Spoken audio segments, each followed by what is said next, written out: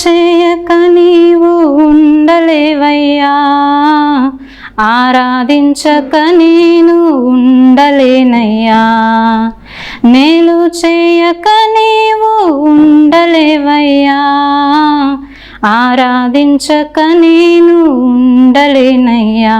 యేసయ్యా యేసయ్యా యేసయ్యా యేసయ్యా యేసయ్యా యేసయ్యా యేసయ్యా యేసయ్యా. మేలు చేయక నీవు ఉండలేవయ్యా, ఆరాధించక నేను ఉండలేనయ్యా.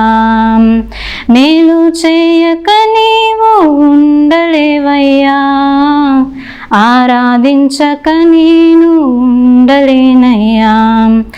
నిన్ను నమ్మినట్లు నేను వేరే ఎవరిని నమ్మలేదయ్యా.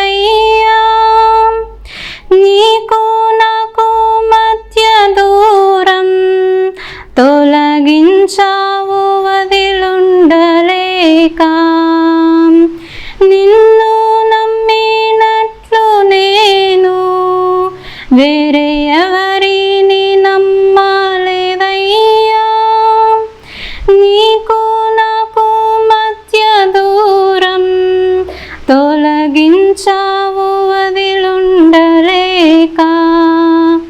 నా ఆనందం కోరేవాడా, నా ఆశలు తీర్చేవాడా. నా ఆనందం కోరేవాడా, నా ఆశలు తీర్చేవాడా. క్రియలున్న ప్రేమ నీది, నిజమైన ధన్యత నాది. యేసయ్యా యేసయ్యా యేసయ్యా యేసయ్యా యేసయ్యా యేసయ్యా యేసయ్యా యేసయ్యా. మేలు చేయక నీవు ఉండలేవయ్యా, ఆరాధించక నేను ఉండలేనయ్యా. మేలు చేయక నీవు ఉండలేవయ్యా, ఆరాధించక నేను ఉండలేనయ్యా. ఆరాధించే వేళలందు నీదు హస్తములు తాకాయి నన్ను. పశ్చాత్తాపం కలిగే నాలో నేను పాపినని గ్రహించగానే. ఆరాధించే వేళలందు నీదు హస్తములు తాకాయి నన్ను. పశ్చాత్తాపం కలిగే నాలో నేను పాపినని గ్రహించగానే. నీ మేలకు అలవాటయ్యే నీ పాదముల్ వదలకుంటిన్. నీ మేలకు అలవాటయ్యే నీ పాదముల్ వదలకుంటిన్. నీకిష్టమైన దారి కనుగొంటిన్ నీతో చేరి. యేసయ్యా యేసయ్యా యేసయ్యా యేసయ్యా యేసయ్యా యేసయ్యా యేసయ్యా యేసయ్యా. మేలు చేయక నీవు ఉండలేవయ్యా, ఆరాధించక నేను ఉండలేనయ్యా. మేలు చేయక నీవు ఉండలేవయ్యా. ఆరాధించక నేను ఉండలేనయ్యా. పాపములు చేశాను నేను, నీ ముందర నా తల ఎత్తలేను. క్షమించగలిగే నీ మనసు ఓదార్చింది నా ఆరాధనలో. పాపములు చేశాను నేను, నీ ముందర నా తల ఎత్తలేను. క్షమించగలిగే నీ మనసు ఓదార్చింది నా ఆరాధనలో. నా హృదయము నీతో అంది, నీకు వేరై మనలేనని. నా హృదయము నీతో అంది, నీకు వేరై మనలేనని. అతిశయించెద నిత్యము నిన్నే కలిగున్నందుకు. యేసయ్యా యేసయ్యా యేసయ్యా యేసయ్యా యేసయ్యా యేసయ్యా యేసయ్యా యేసయ్యా. మేలు చేయక నీవు ఉండలేవయ్యా. ఆరాధించక నేను ఉండలేనయ్యా. మేలు చేయక నీవు ఉండలేవయ్యా. ఆరాధించక నేను ఉండలేనయ్యా. యేసయ్యా యేసయ్యా యేసయ్యా యేసయ్యా యేసయ్యా యేసయ్యా యేసయ్యా యేసయ్యా. మేలు చేయక నీవు ఉండలేవయ్యా. ఆరాధించక నేను ఉండలేనయ్యా. మేలు చేయక నీవు ఉండలేవయ్యా. ఆరాధించక నేను ఉండలేనయ్యా. స్తోత్రం. రక్షణ మార్గం అనేటువంటి ఈ ఛానల్ ద్వారా ఈ సందేశమును వీక్షిస్తున్నటువంటి మీ అందరికీ ప్రత్యేకమైన నిండు వందన మరణతలో. ఈ కార్యక్రమాన్ని మరి ప్రతి వారము రక్షణ మార్గం ఛానల్ వారు మీకు అందిస్తూ ఉన్నారు. ఈ రక్షణ మార్గం ఛానల్ వారికి ప్రత్యేకమైనటువంటి మరి కృతజ్ఞతలు తెలియచేస్తూ ఉన్నాను. ఈరోజు మనము ఏది ముఖ్యము అనేటువంటి విషయమును గురించి ధ్యానించబోతూ ఉన్నాము. ఏది ముఖ్యము అంటే నేడు దినాల్లో ఇది ముఖ్యము అని చెప్పేసి మనకు తెలిసినప్పటికీ ముఖ్యమైనటువంటి దానికి మనం విలువ ఇవ్వలేకపోతున్నాం. పరిశుద్ధ గ్రంథంలో అపోస్తులైన పౌలు ఫిలిప్పీలకు రాసిన పత్రిక 4వ అధ్యాయం 8వ వచనంలో ఈ రీతిగా మరి తెలియచేయబడుతున్నది. ఆ విషయాన్ని మనం చూద్దాం.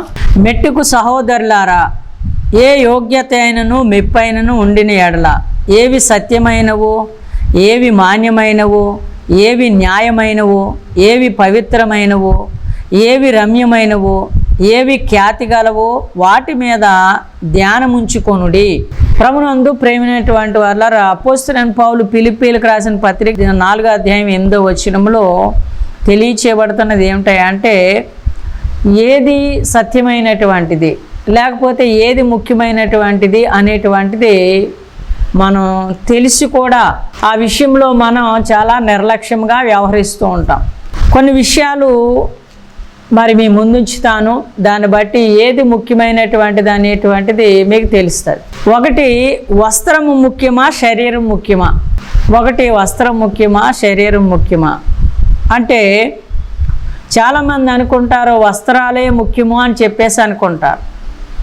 కానీ పరిశుద్ధ గ్రంథమైనటువంటి బైబిల్ ఏం చెప్తుందంటే, మత్తయి సువార్త 6వ అధ్యాయం 25వ వచనంలో శరీరము ముఖ్యమని చెప్పేసి తెలియచేయబడుతుంది.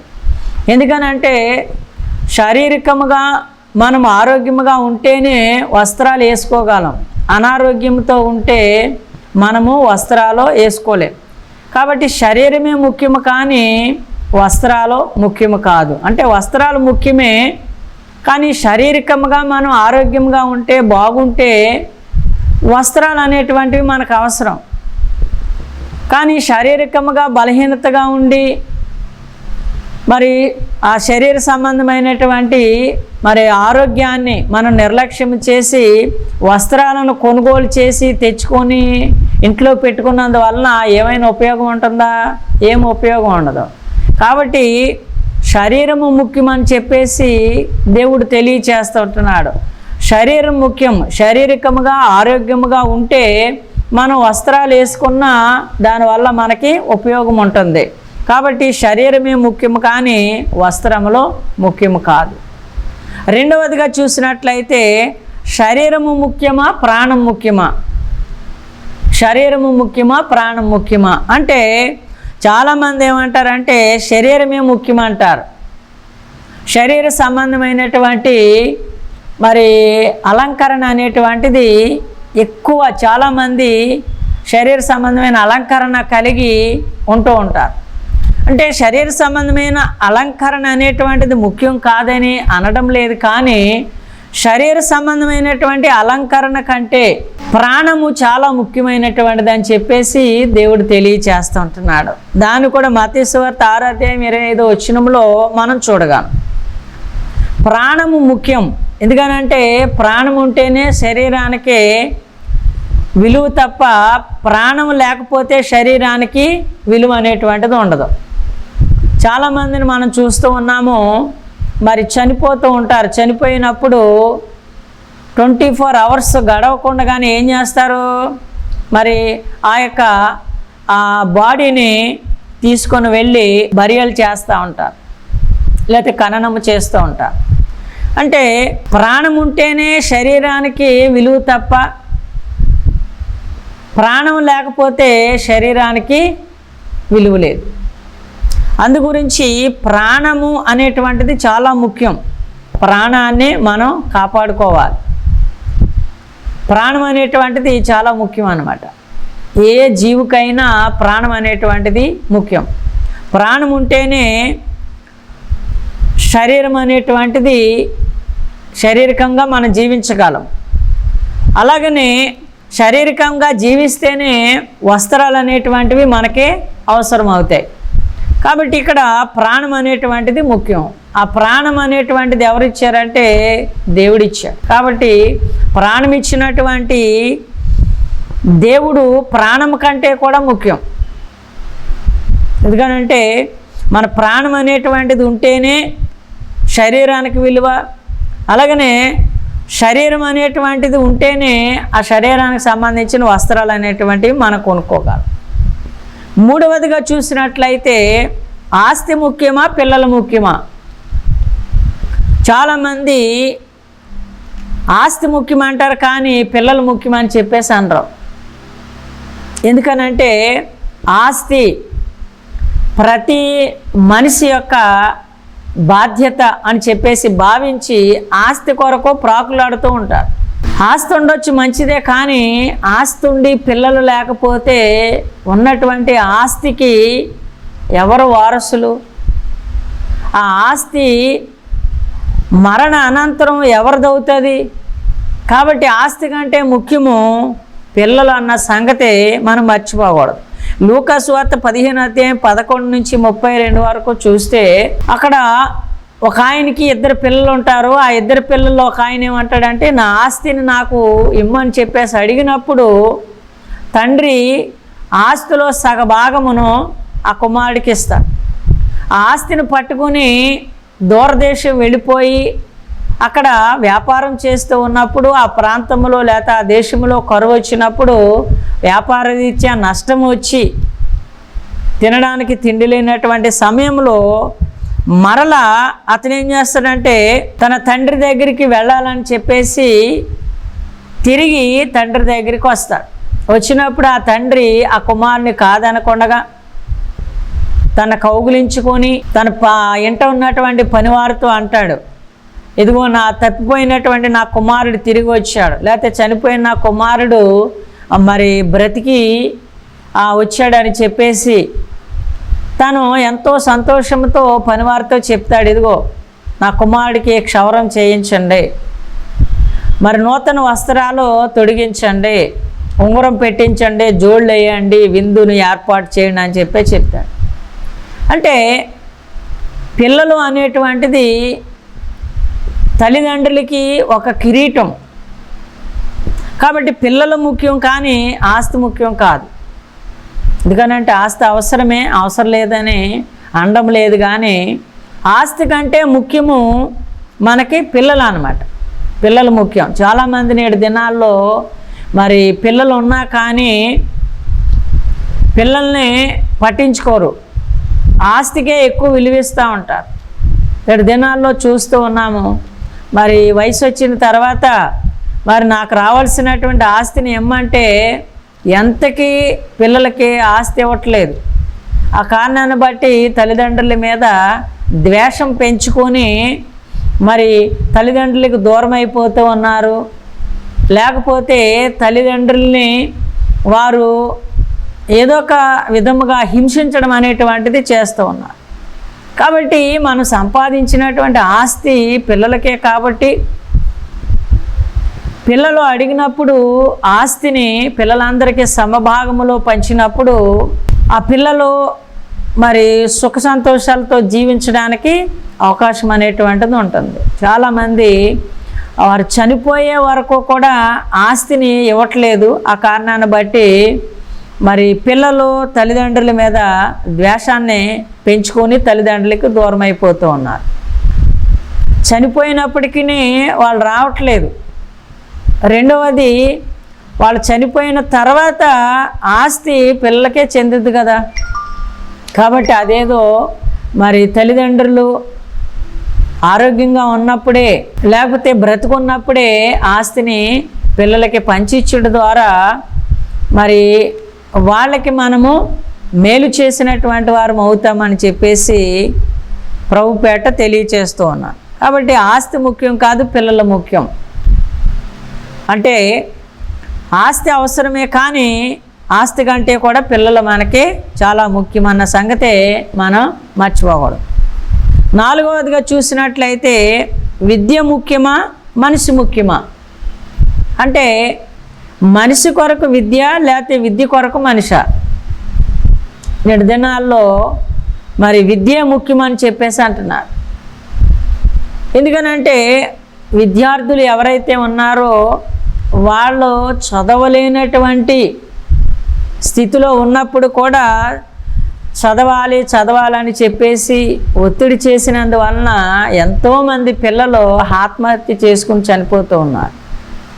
విద్య అనేటువంటిది అవసరమే కానీ వారి ఎబిలిటీని బట్టి, వారి సామర్థ్యమును బట్టి, వారు చదవగలిగిన దాన్ని బట్టి మనం చదివించాలి తప్పించి చదవలేనటువంటి పిల్లలను కూడా మరి చదవాలని చెప్పేసి ఒత్తిడి తీసుకొని రావడం వల్ల ఏమవుతుందంటే పిల్లలు చదవలేక ఆత్మహత్యకి గురవుతూ ఉన్నారు. కాబట్టి విద్య కంటే కూడా మనిషి ముఖ్యమన్న సంగతి మనం గుర్తించాలి. యెషయా గ్రంథం 47వ అధ్యాయం 10వ వచనములో విద్య కలిగినటువంటి వారు దేవుణ్ణి విస్మరించి వారు ఎన్నో అపరాధములు చేస్తూ ఉన్నారు. వాళ్ళు ఏమనుకుంటున్నారంటే మేము చాలా తెలివైనటువంటి వారము అని చెప్పేసి వారికున్న విద్యను బట్టి ఎన్ని పొరపాట్లు చేసినా పర్వాలేదని చెప్పేసి వారు తలంచుచూ ఉన్నారు. కానీ దేవుడు ఏమంటున్నాడంటే విద్య కంటే కూడా మనిషి ముఖ్యం, జ్ఞానము కంటే కూడా మనిషి ముఖ్యం. అందుకనే అపోస్తలుడైన పౌలు ఒక సందర్భంలో అంటాడు, ఈ లోక జ్ఞానము దేవుని దృష్టికి వెర్రితనమని మీరు ఎరగరా అని చెప్పేసి అంటాడు. అంటే విద్య అవసరమే కానీ విద్య కంటే ముఖ్యము మనిషి అన్న సంగతే మనం మర్చిపోకూడదు. ఎందుకంటే విద్య అనేటువంటిది మూడో కన్ను అని చెప్పేసి అంటారు. మంచిదే, కానీ విద్య కంటే కూడా మనిషే ముఖ్యమైన సంగతే మనం గుర్తుంచుకోవాలి. 5వదిగా చూసినట్లయితే వృత్తి ముఖ్యమా దేవుడు ముఖ్యమా? వృత్తి ముఖ్యమా దేవుడు ముఖ్యమా అంటే చాలామంది అంటారు వృత్తే ముఖ్యమా అని చెప్పేసి అంటారు, అంటే పనే ముఖ్యమా అని చెప్పేసి అంటారు, వారు నేర్చుకున్నటువంటి పనే ముఖ్యమా అని చెప్పేసి అంటారు. ఎందుకు అంటే మనము జీవించే నిమిత్తము మనకి జీవనోపాధి వృత్తి అనేటువంటిది అవసరం అని చెప్పేసి అంటూ ఉంటారు. కానీ దేవుడు ఏమంటున్నాడంటే ముందు దేవుడు తర్వాత వృత్తి అని చెప్పేసి దేవుడు తెలియచేస్తూ ఉంటున్నాడు. చాలామంది వృత్తి విషయంలో దేవుడిని నిర్లక్ష్యం చేస్తూ ఉన్నారు. దేవుడు వృత్తిని కాదంటం లేదు, కానీ 6 దినాలు పని చేయండి, 7వ దినాన్ని విశ్రాంతి దినము అన్న సంగతిని గుర్తించి మీరు మందిరానికి రండి అని చెప్పేసి దేవుడు అంటున్నాడు. ఎందుకనంటే విశ్రాంతి దినాన్ని దేవుడు పరిశుద్ధపరిచాడు, ఆశీర్వదించాడు. ఆ విశ్రాంతి దినాన్ని దేవుని సన్నిధికి వచ్చడం ద్వారా మనం ఆశీర్వదించబడతామన్న సంగతే మనం మర్చిపోకూడదు. అపోస్తుల కార్యములు 19వ అధ్యాయం 24వ వచనంలో దేమేత్రి అను ఒక ఆయన, అంటే ఆయన మరి వృత్తిరీత్యా కంసాలి, అంటే ఆ గుళ్ళను తయారు చేస్తూ ఉంటాడు అనమాట, లేకపోతే గుడి సంబంధమైనటువంటి పరికరాలు తయారు చేస్తూ ఉంటాడు. అయితే ఈ దేమేత్రి అనేటువంటి ఆయన తన వృత్తి కలిగినటువంటి కొంతమందిని ఆయన పోచేసుకొని అపోస్తులైనటువంటి పౌల్ని వ్యతిరేకిస్తాడు. అంటే నిజమైనటువంటి దేవుని ప్రకటిస్తూ ఉంటే, లేదా నిజమైనటువంటి దేవుని గురించి చెప్తూ ఉన్నప్పుడు ఏదో అయిపోతుంది, ఏదో జరిగిపోతుంది అనే ఉద్దేశంతో దేమేత్రి అనేటువంటి ఆయన ఆ ప్రాంతంలో కొంతమందిని, అంటే తన వృత్తి కలిగినటువంటి వారిని, పని కలిగినటువంటి వారిని ఏర్పాటు చేసుకొని గలిబిలిని సృష్టిస్తాడనమాట. అయితే చివరికి ఈ యొక్క గలిబిలి అంతటినీ కూడా మరి కొంతమంది ఏమంటారంటే దానికి దీనికి సంబంధం లేదని చెప్పేసి ఆ గలిబిలిని మరి సద్దుమణచడం అనేటువంటిది జరుగుతూ ఉన్నదన్నమాట.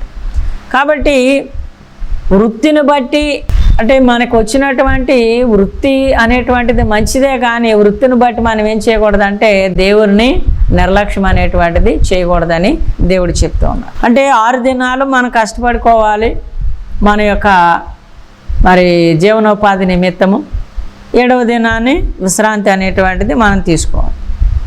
6వదిగా చూసినట్లయితే సమాజము ముఖ్యమా లేకపోతే కుటుంబము ముఖ్యమా అంటే చాలామంది ఏమంటారంటే సమాజాన్ని ఉద్ధరించడానికి బయలుదేరుతూ ఉంటారు. అంటే ఇంట్లో ఏమున్నా ఏమి లేకపోయినా, ఇంటి పరిస్థితులు ఎలా ఉన్నా కానీ వారికి ఏ కొంచెం కూడా పట్టదు. అంటే సమాజాన్ని ఉద్ధరించాలనే ఉద్దేశంతో కొంతమంది నాయకులుగా, లీడర్లుగా సమాజంలో రాణిస్తూ ఉంటారు. కానీ సమాజము కంటే కూడా కుటుంబం అనేటువంటిది చాలా ముఖ్యమని దేవుడు చెప్తూ ఉంటున్నాడు. ఎందుకనంటే కొంతమంది అంటారు కుటుంబాన్ని ఏళ్ళలేనటువంటి వాడు సమాజాన్ని ఏమి వెళ్తాడని చెప్పేసి అంటారు. అంటే ఫస్ట్ మన కుటుంబము, తర్వాతే సమాజ సంబంధమైనటువంటి పనులు.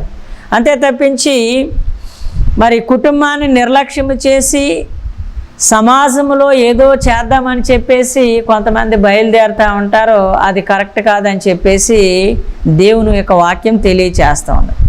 యెహోషువ గ్రంథము 24వ అధ్యాయం 15వ వచనంలో యెహోషువ అంటున్నటువంటి మాట ఏమిటంటే, ఇదిగో దేవుడు మీకు ఎన్నో అద్భుతాలు చేశాడు, మీ పట్ల మీ పూర్వీకుల నుంచి కూడా ఎన్నో ఆశ్చర్య కార్యములు చేస్తున్నాడు, మీరు చూస్తూ ఉన్నారు. కానీ మరి సమయంలో మీరు ఎవరిని ఆరాధిస్తారు, లేతే ఎవరిని మీరు వెంబడిస్తారని చెప్పేసి తాను అక్కడ ఉన్నటువంటి ఆ 12 గోత్రాల వారికి, ఇశ్రాయేలు ప్రజలకే తెలియచేస్తూ యెహోషువ అంటాడు, ఏమంటాడంటే మీరు ఎవరిని సేవించినా, ఎవరిని ఆరాధించినా మరి అది మీ ఇష్టము, కానీ నేను నా ఇంటి వారు మాత్రము యెహోవానే సేవిస్తాము, యెహోవానే ఆరాధిస్తామని చెప్పేసి స్పష్టంగా చెప్తూ ఉన్నాడు. అంటే తన కుటుంబం ముఖ్యం, అంతే తప్పించి సమాజం ముఖ్యం కాదు, సమాజంలో ఉన్నటువంటి వారు ముఖ్యం కాదు, ముందు కుటుంబం ముఖ్యం. కాబట్టి కుటుంబాన్ని చక్కదిద్దుకొని తర్వాత సమాజాన్ని ఉద్ధరించడానికి బయలుదేరాలి. 7వదిగా చూసినట్లయితే స్త్రీ ముఖ్యమా పురుషుడు ముఖ్యమా అంటే చాలామంది అంటారు స్త్రీ లేకుండా పురుషుడు ఎక్కడున్నాడని చెప్పేసి అంటారు. కానీ దేవుడు ఇక్కడ 1 కొరింథీయులకు రాసినటువంటి పత్రిక 11వ అధ్యాయము 9 నుంచి 12 వరకు చదివితే అక్కడ పురుషుడే ముఖ్యమని చెప్పేసి అంటున్నాడు. ఎందుకనంటే పురుషుని కొరకే స్త్రీ, కానీ స్త్రీ కొరకు పురుషుడు కాదు అని చెప్పేసి, అంటే పురుషుని కొరకే స్త్రీ. కాబట్టి పురుషుడు ముఖ్యము, అంటే పురుషుడు లేకుండా స్త్రీ లేదు, స్త్రీ లేకుండా పురుషుడు లేడు. కాబట్టి ప్రభునందు ప్రియ దేవుని బిడ్డలారా, ఏది ముఖ్యము అనేటువంటిది మనము తెలుసుకోవాలి. ఏది ముఖ్యమంటే శరీరం ముఖ్యం, వస్త్రాల కంటే శరీరం ముఖ్యం.